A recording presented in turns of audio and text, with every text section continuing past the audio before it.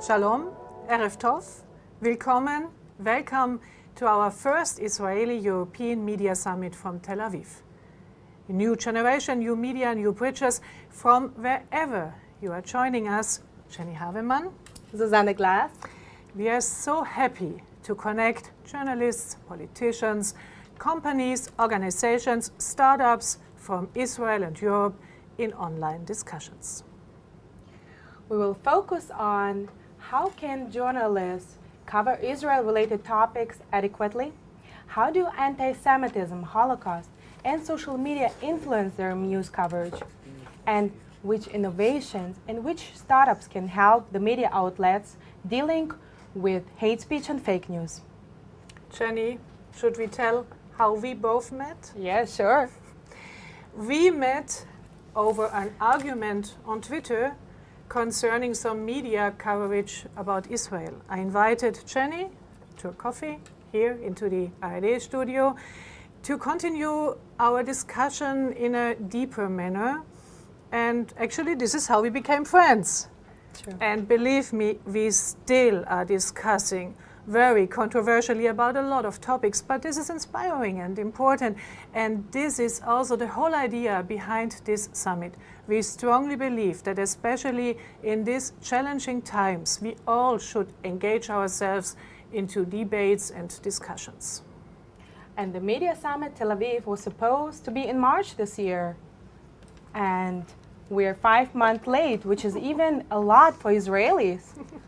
And when we founded this project, we wanted to be an offline connecting meeting point here in Tel Aviv with a great venue, with amazing Israeli food, with special evening events to build bridges, personal bridges between Europe and Israel. But then Corona happened and international conferences were made illegal for good reason. But we could have postponed the summit, but we decided that the topics are too important to be postponed. So we decided that we'll do the first European Israeli Media Summit online. And we thank our partners and our sponsors and supporters that they supported our decision. You can find all of them on our website. But the main supporters of this summit are the Federal Foreign Office of Germany, World Jewish Congress, Bertelsmann Stiftung, and Zukunftsfonds of the Republic of Austria. And I want to mention the Bavarian broadcasting station, the Bayerische Rundfunk in Munich, which is running this ARD studio in Tel Aviv. I would like to thank all my colleagues here in Israel and in Munich, and especially the technical experts who made this online conference happen. And we would like to thank our partners from the Jerusalem Press Club and also going with us through the stormy Corona times to make this project happen. And today the JPC is represented by Dan Meridor. He's an Israeli politician and he is the advisory board chairman of the Jerusalem Press Club. Please, Dan, we would love to hear your opening remarks.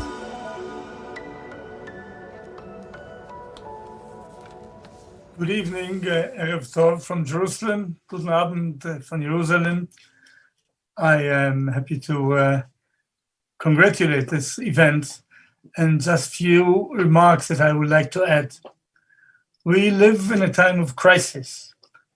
I mean, technology has changed and is still changing our life very rapidly in many areas: economy, culture, international relationships, security.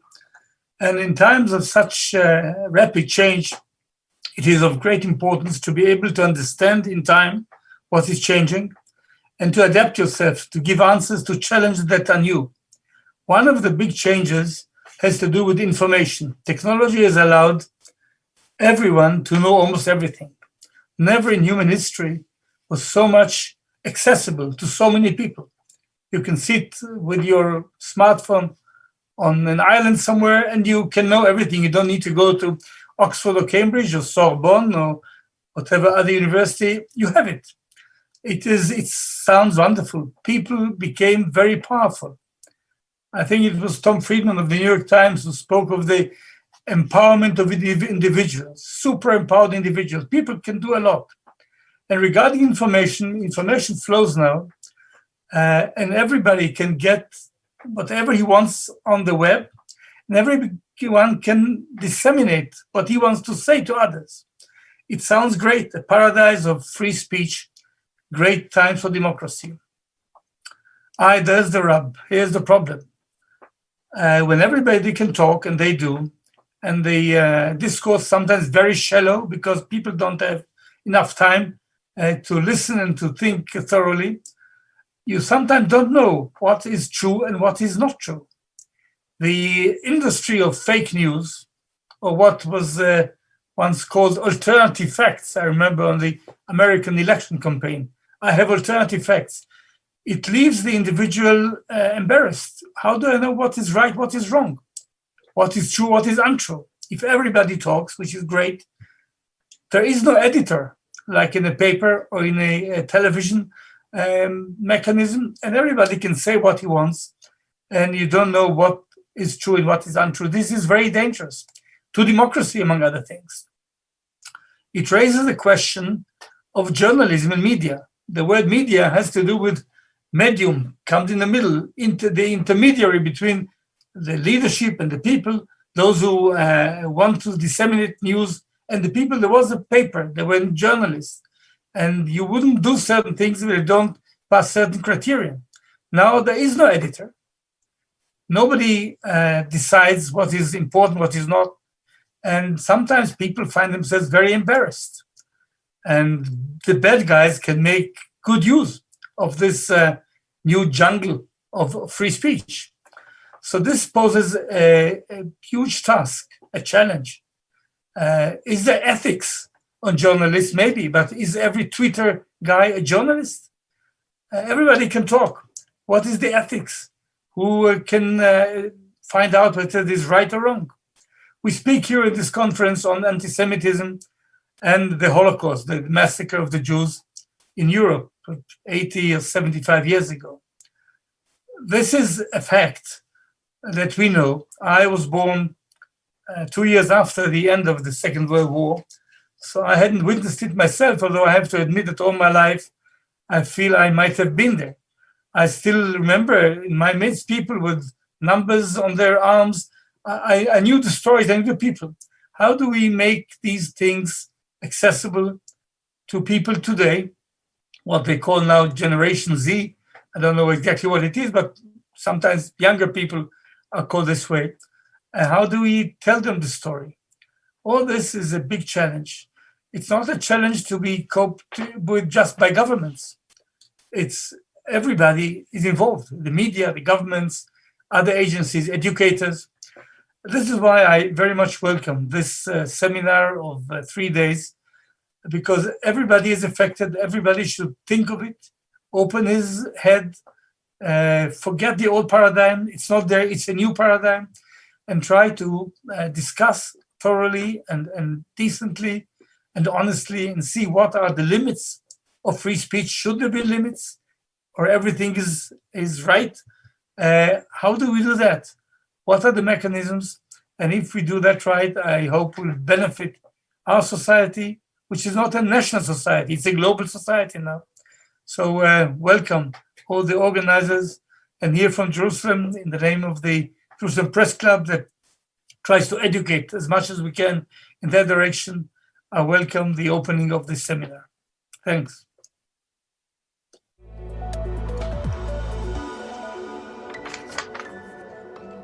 Thank you, Dan, and the Jerusalem Press Club. Very important supporters from the beginning were the ambassadors of Germany, Austria, and Switzerland in Israel. They were fabulous, and they're doing a great job here. So I'm very happy to present now the German ambassador, Susanne Wasum-Rainer, for her greetings and opening remarks.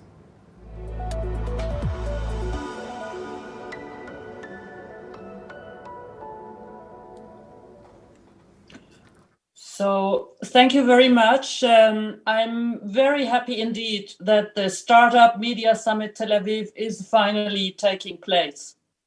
The summit was, as it was already said, one of the first international conferences which had to be postponed due to the emerging pandemic back in March. all of a sudden normal things that we took for granted, like traveling from Europe to Israel to participate in such meeting, became impossible. The German government has supported the idea of holding this media summit ever since its inception. The Federal Foreign Office has contributed significant funding, 20,000 euros, to make this conference happen. And the German embassy in Tel Aviv has also accompanied the process of conceptualizing and putting the initial idea into practice. We are very, very grateful for the good cooperation with the organizers of the Media Summit. Thank you, Susanne and Jenny Havemann, for your tremendous efforts to make this happen. And if I may add, I would like to express my admiration for the perseverance with which you pursued against all odds the goals of this conference. The fact that it is now taking place in the virtual sphere underlines the very significance of the topics at stake. The digital sphere has grown tremendously ever since day one of the COVID crisis. With this ever-increasing weight of digital media come opportunities, many opportunities. For example, as it was already mentioned by Dan Meridor, the multitude of this year's Yom HaShoah ceremonies has underlined the potential of remembrance in the digital sphere. I'm looking forward to our discussions in the coming days on how to pass the lessons from the past to the young generation, making use of modern, attractive digital means. But as the conference title points out, we are also confronted with challenges, major challenges in the digital sphere. Racism, anti-Semitism, hate speech spread easily and all too often with real consequences. And the pandemic has but accelerated this worrisome trend. Germany is currently holding the presidency of the International Holocaust Remembrance Alliance, the IRA. And in this capacity, fighting distortion and denial of the Holocaust and anti-Semitism, also in the digital sphere, is one of our main priorities. It is said that the public media are like the fourth power in democracies. And I'm glad that the conference sheds light on both the opportunities and the risks that this bears, and that it raises awareness for the digital media's responsibility as part of the democratic discourse. As I said, the German government attaches a great importance to this conference, as it is also reflected in the high-level participation. Like, for instance, tomorrow, Federal Foreign Minister Heiko Maas will speak at this conference, and further distinguished speakers from Germany will be part of it. Dialogue across the borders matters even more when traveling becomes difficult. We strongly believe that bringing together media practitioners and professionals from Europe and Israel has a value in itself. I hope that this may be a start for a continued exchange between media professionals from Europe and Israel. And I wish all of us a very successful conference and a very fruitful dialogue. Thank you.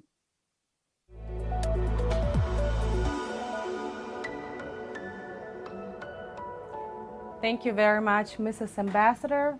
And now please welcome the Ambassador of Austria, Hanna Liko, with her opening remarks.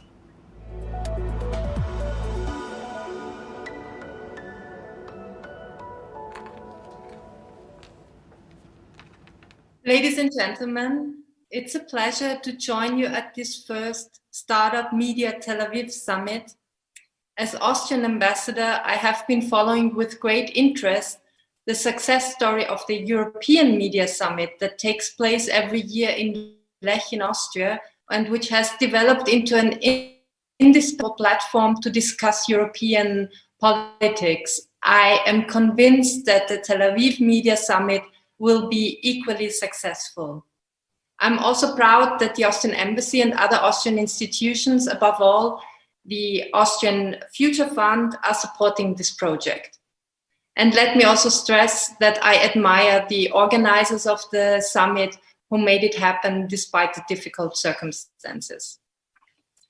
The themes of the summit are very pertinent and might have become even more relevant in the past months. I do believe that the pandemic has accelerated many trends, such as the spread of hate speech and fake news on social media. Recently, we have also seen the rise of anti-Semitism across the world. Only a few weeks ago, we have witnessed attacks against the synagogue of Graz in Austria, and even a physical attack against the president of the Jewish community of Graz. Really enough to step up efforts to combat anti-Semitism even further. There are several initiatives that the Austrian government is undertaking in this regard. Let me just give you 3 examples. In a few weeks, Federal Minister Caroline Edstadler will present an action plan against anti-Semitism with approximately 30 concrete measures in the fields of education, research, and security. And there will be a specific unit in the Federal Chancellery that will be in charge of implementing these measures. Justice Minister Alma Sadic has announced that she will tighten up the Verbotsgesetz. This is the law forbidding Nazi activity and Holocaust denial. The aim of this initiative is to close gaps such as partial Holocaust denial. The government is also preparing a series of laws combating hate speech on the internet. The aim is to require large social media platforms such as Facebook and YouTube to delete inflammatory and abusive comments, and it also imposes considerable fines if they don't. Austrian Foreign Minister Alexander Schallenberg will join us tomorrow for a keynote, and I'm sure we will learn more about these initiatives. So I'm looking forward to the discussions and wish you lots of success.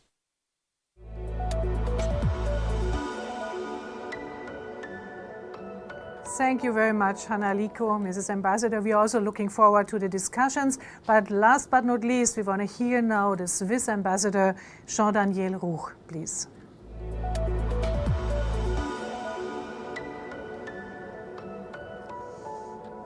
Thank you very much. It is my turn now to congratulate the organizer and to express my admiration for having been able to bring about this important project despite the difficult circumstances. Congratulations to Susanne and to all of you.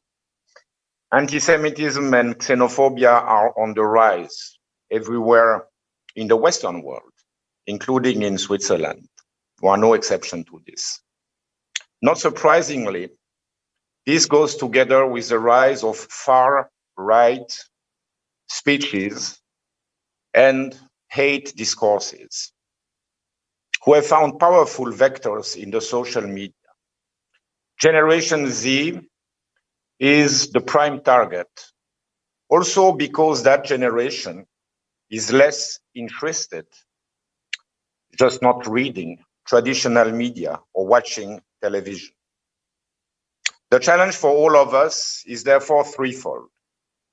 First, create the education tools that can effectively combat racism and anti-Semitism at school, with a special focus, of course, on the denial of the Holocaust. Second, stop the social media from being the super spreader of those viruses that produce xenophobia and anti-Semitism. Third, at the same time, to preserve a healthy democratic space where opinions can be freely expressed and debate can take place. The targets of hate speech are not only the usual victim groups like Jews, Muslims, or Black people. Often the attacks aim also at those supporting coexistence. There are allegations that the recent fire incident in Neve Shalom, an outstanding community proving that coexistence between Jews and Arabs works may be hate crimes. We, of course, count on the police investigation to shed all light on those suspicions. However, here, like in Europe and elsewhere in the world, the challenges of coexistence are becoming more acute. I count on this conference to offer us avenues on how to better tackle these crucial issues with the new generation.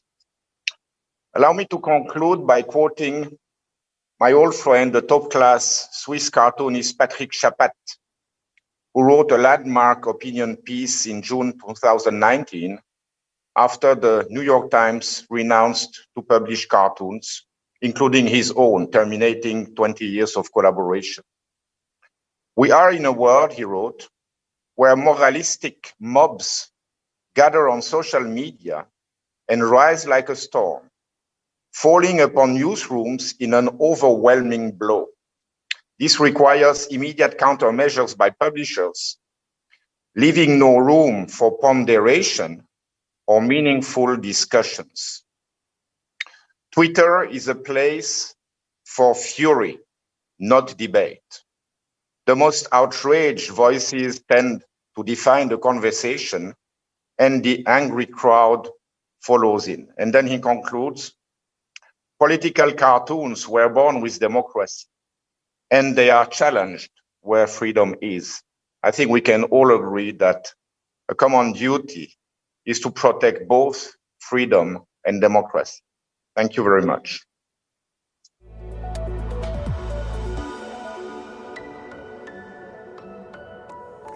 Thank you, Ambassador Ruch. Here I have to excuse the mayor of Tel Aviv, Ron Huldai, who cannot join due to timing reasons, but the city of Tel Aviv will be prominently represented on the third day of our summit. Now, der Intendant des Bayerischen Rundfunks, the director of the Bavarian Broadcasting Station, Ulrich Wilhelm, will share with us his thoughts about these very important topics.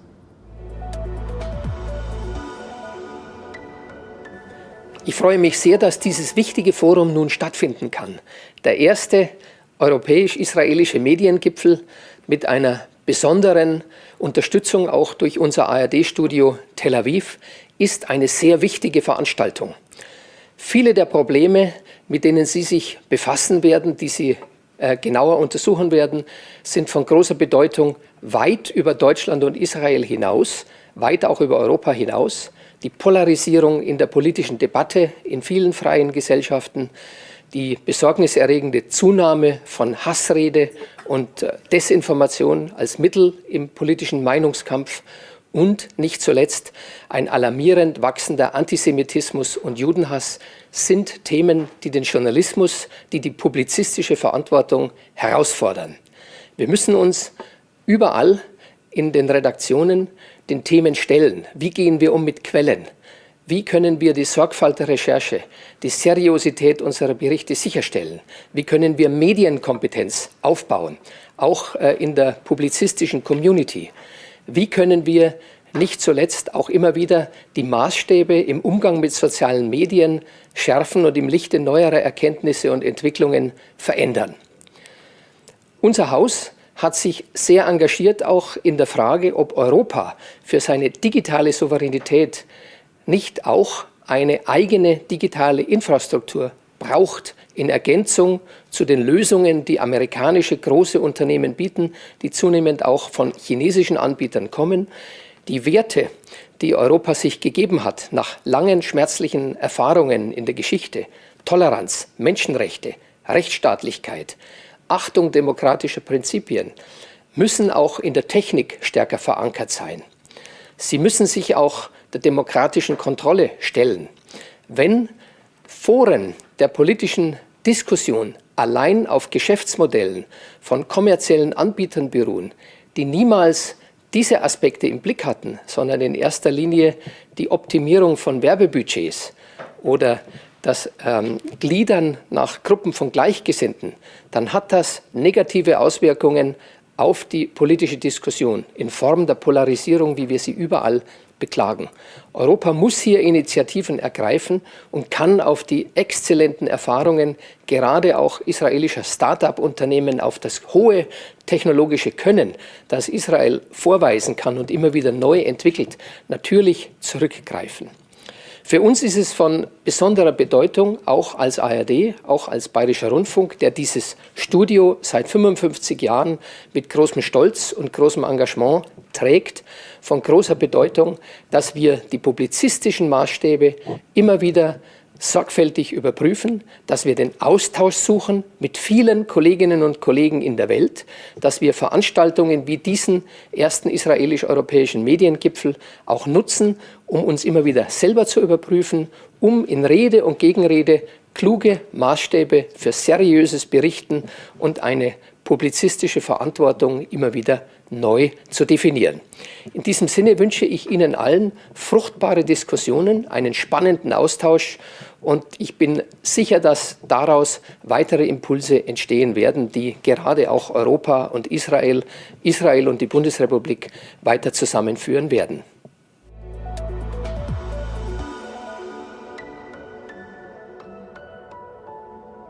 Thank you, Mr. Wilhelm. And now we would like to welcome one of the most important Jewish voices of our time. She's the president of the Israelitische Kultusgemeinde of München and Oberbayern, Charlotte Knobloch, with her opening remarks. Sehr geehrte Frau Glass, sehr geehrte Frau Havemann, sehr geehrte Frau Botschafterin Wasum-Rainer, sehr geehrte Frau Botschafterin Liko, sehr geehrter Herr Botschafter Ruch, sehr geehrter Herr Bürgermeister Huldayi, sehr geehrter Herr Meridor, sehr geehrter Herr Wilhelm, meine sehr verehrten Damen und Herren, es ist mir eine große Ehre und Freude, dass ich zur Eröffnung des Online Media Summit zu Ihnen sprechen kann. Wie alle anderen hätte auch ich das lieber in persona getan, vor Ort, in Israel, offen, persönlich und gemeinsam. Das war heuer leider nicht möglich. Umso dankbarer bin ich aber dem Organisationsteam, dass die Konferenz stattdessen im digitalen Raum stattfinden kann. Das ist keine geringe Leistung. Vor allem aber ist dies auch wichtig, der Future-Diskurs, also die Frage, wie in den kommenden Jahren und Jahrzehnten über die Bekämpfung von Antisemitismus und Hate Speech gesprochen wird, darf nicht erst dann geklärt werden, wenn es zu spät ist. Schon die letzten Jahre haben schließlich gezeigt, wie schnell und wie dramatisch sich die öffentliche Debatte online wie offline zuspitzen kann. Wer hätte vor 10 Jahren geglaubt, dass im Jahr 2020 eine offen rechtsextreme Partei im Bundestag sitzt, dass Menschen bei Anschlägen auf Synagogen mitten in Deutschland ums Leben kommen und dass die sozialen Medien, die doch eigentlich die Debatte öffnen und bereichern wollten, zu einer Petrischale von Hass und Extremismus aller Art werden würden.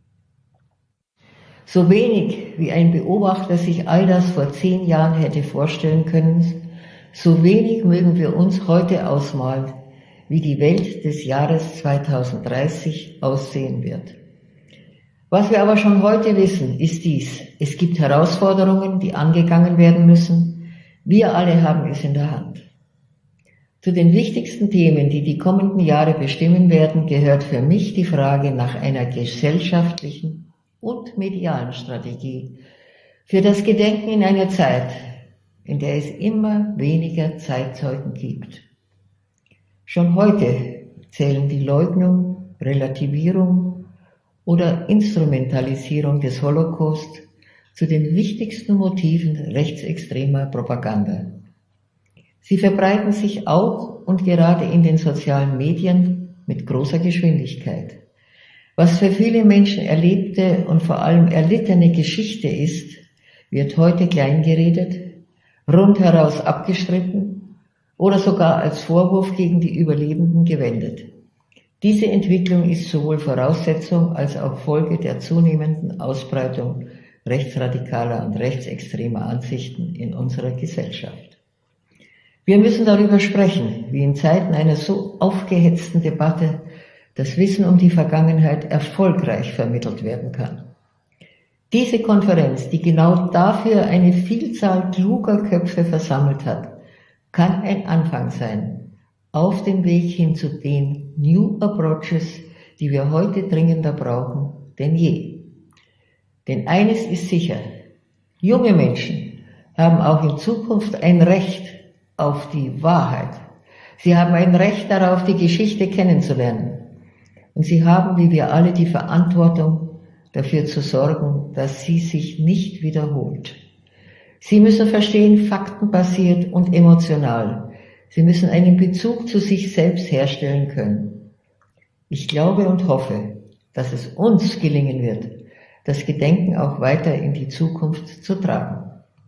Keine Gesellschaft, die ihre Vergangenheit ignoriert oder leugnet, hat eine Zukunft. Wer Wissen durch Hass und Verantwortungsbewusstsein, durch Teilnahmslosigkeit ersetzt, der wird Freiheit und Demokratie nicht erhalten können. Ich hoffe deshalb sehr, dass wir alle hier im digitalen Raum, wie auch in unseren Heimatorten, dieser Herausforderung gerecht werden können. Diese Konferenz kann auf dem Weg dahin einen großen Schritt bedeuten. Ich danke daher noch einmal den Organisatoren von ganzem Herzen für ihren Einsatz, ihre Kraft und ihre Hingabe. Und ich wünsche uns allen interessante Vorträge, gute Gedanken und trotz des Formats auch inspirierende Gespräche.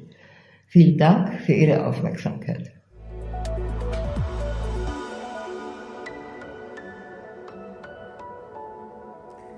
Danke, Frau Präsidentin Knobloch. Your voice and your initiatives are so important. The President of the State of Israel, Reuven, has sent us a letter which we proudly present now. Dear friends, it is a great pleasure to be with you, even if it is from afar, at the opening of this important conference on how we shape the discourse on racism, anti-Semitism and hate speech. I would like to thank all those who are ensuring these important subjects are part of the conversation and that they remain on the public agenda. At the beginning of this year, before we were consumed with the coronavirus pandemic which has disrupted our lives so fundamentally, I was proud to host events commemorating the 75th anniversary of the liberation of Auschwitz-Birkenau. With more than 50 leaders from around the world, we stood together in solemn memory of the victims of the Holocaust and of Nazi aggression, and underlined our shared commitment to fighting racism, discrimination and xenophobia in all its forms wherever it raises its ugly head around our world. As the title of your summit says, racism, anti-Semitism and hate speech are not only matters for remembrance and commemoration. These scourges did not disappear even when we learned the full extent of the Nazi campaign of genocide against our people and against others. Today, as we witness the inexorable rise of hate speech in our political and social discourse, we must not only be alert to it, we must take action to prevent it, educating our young people about its destructive effects and ensuring they, too, know how terrifyingly quickly hate speech can turn into hate crimes. These are times when we must set clear red lines, offering no excuses and no compromises when it comes to racism, discrimination or xenophobia of any kind in any form. Friends, it's good to know that we are not alone. Racism and anti-Semitism are not a problem only for the Jewish people. This is a battle we must face and win together. The participation of my friends, the Austrian, German and Israeli foreign ministers, as well as a distinguished gathering of practitioners and analysts from Israel and Europe, indicates you are ready for action, not just words. Important initiatives, such as Eva's story, as well as the continued need to hear first-hand testimony from Holocaust survivors for as long as we are able, can do much to change the discourse. Let me wish you a successful and productive conference. Your work together has never been more urgent or more important. Warmest greetings from Jerusalem, Reuven.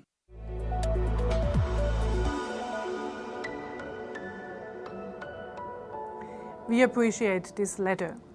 If some of you thought I know the voice, you may be right. It was not the president himself, of course, but it was the presidential voice of my radio colleague here in Tel Aviv, Benjamin Hammer. And now we're going on a short break and we'll be back in about 6 minutes with a presentation of Eva's story.